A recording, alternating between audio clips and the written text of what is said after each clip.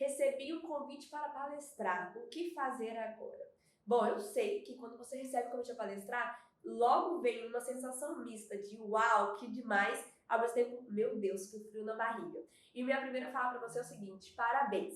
Só recebe o convite a palestrar aquela pessoa onde outra pessoa vê em você a capacidade inata de compartilhar alguma mensagem. Você foi escolhida entre milhões de mulheres, milhões de pessoas palestrantes para disseminar a sua mensagem. Então se sinta honrada. Muito parabéns!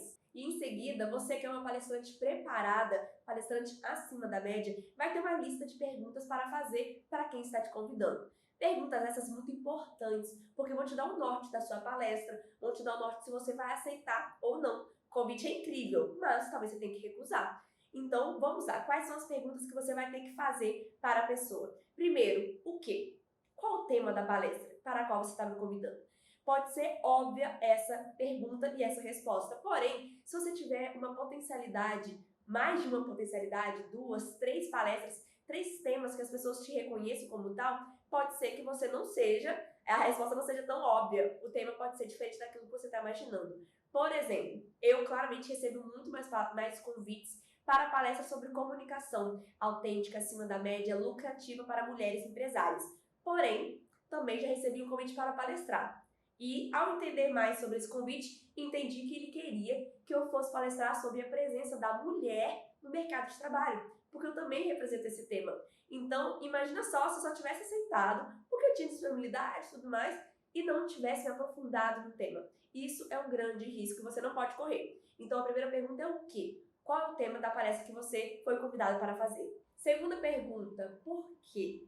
Tem algum motivo especial pelo qual a pessoa está te convidando?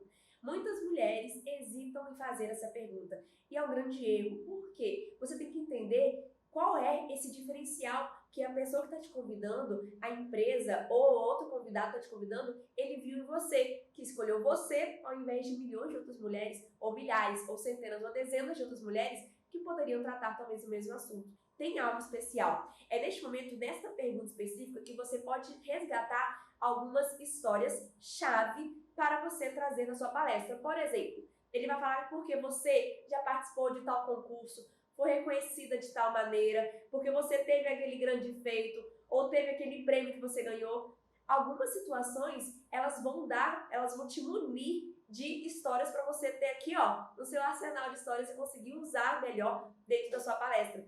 Então, não deixe de fazer essa pergunta. Por que você me escolheu para palestrar no seu evento? E deixa quieto, deixa a pessoa responder. Ela vai elencar 1, 2 ou 3 motivos. Se ela já tiver te convidado falando o motivo, pergunta também só para deixar claro. Por que você me escolheu para palestrar no seu evento? É uma grande honra e eu queria entender melhor.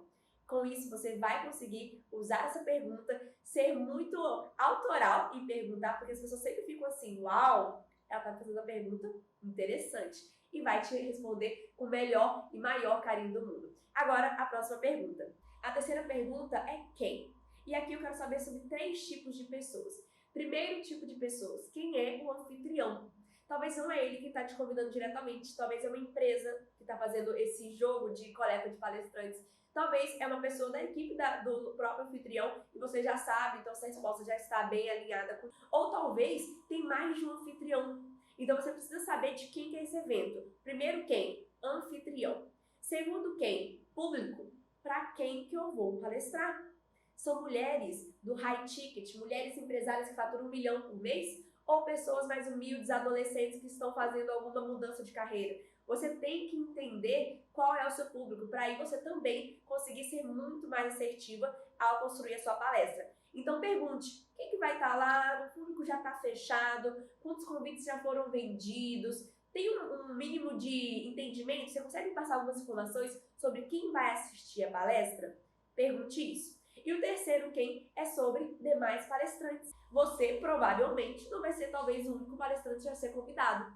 É interessantíssimo que você queira saber e até se conectar com os demais palestrantes. Talvez tenha uma mulher que também vai palestrar contigo, que faz parte da sua rede de contato, você conhece ela. Vai ser incrível você se conectar e já pensar talvez em próximas experiências que possa fazer junto com ela. Ou então, você não conhece nenhum palestrante que vai palestrar. Aí sim existe um trabalho, um dever de casa. pesquisar os palestrantes, se conectar com eles. O momento ao vivo é incrível, mas ele é rápido. O bastidor, ele é rápido. Você precisa chegar conhecendo as pessoas que vão palestrar contigo. O seu networking agradece. Então, esses são os 3 tipos de pessoas, são os 3 tipos de pessoas que você precisa saber ao perguntar quem. Em seguida, onde? Qual é o local? E aí, um momento muito especial nessa pergunta, que eu mesma já tive que fazer para entender se eu aceitaria ou não a palestra. A palestra é presencial ou online? Porque eu posso fazer da minha cidade, da minha estrutura, do meu escritório, ou eu vou ter que me deslocar, pegar um carro, pegar um avião para ir fazer essa palestra. Isso, inclusive, já foi motivo de eu negar uma palestra, porque eu já tive um compromisso em São Paulo, onde eu estaria lá no evento de uma mentoria que faço parte, e recebi o convite de uma grande empresa, estava negociando com ela uma palestra presencial. E eu teria que fazer estou em São Paulo, volto para o Espírito Santo e vou para São Paulo de novo. Isso acaba que ficou inviável. Então, essa pergunta sobre onde, o local, ser online ou não, é muito importante para você, inclusive, decidir aceitar ou não essa palestra. Além do local, quando? A data, você tem disponibilidade para aceitar? A data, o horário, tudo isso casa na sua agenda? Perguntas básicas, mas que precisam ser feitas.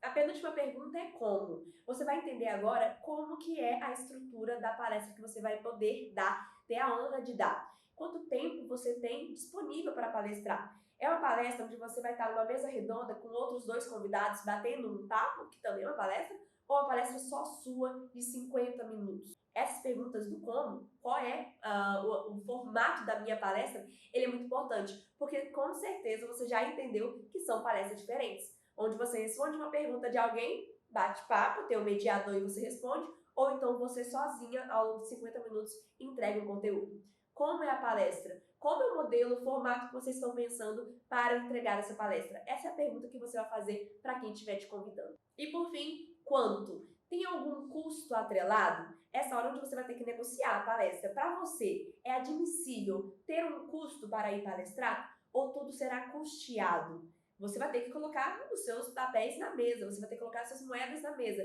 para entender, existe o custo do hotel, existe um custo do transporte, do deslocamento, você inclusive tem um valor para cobrar na sua palestra, existe um valor que você já tem padrão, 2 mil, 5 mil, 10 mil reais para uma palestra, este quanto é importante. O combinado não sai caro. Então alinhe isso de maneira muito tranquila. Não tenha tabu em falar sobre dinheiro. Pelo contrário, dinheiro é solução. Então fale com ele de maneira mais leve possível, para você deixar tudo muito bem alinhado. Com todas essas perguntas respondidas, você tem na mão muita informação. Para começar, inclusive, a pensar na sua palestra. Qual é o melhor tema, qual é o melhor repertório, qual é a melhor estrutura. E, principalmente, não ferindo nenhum mandamento de uma palestra acima da média. E é isso que você vai aprender a seguir.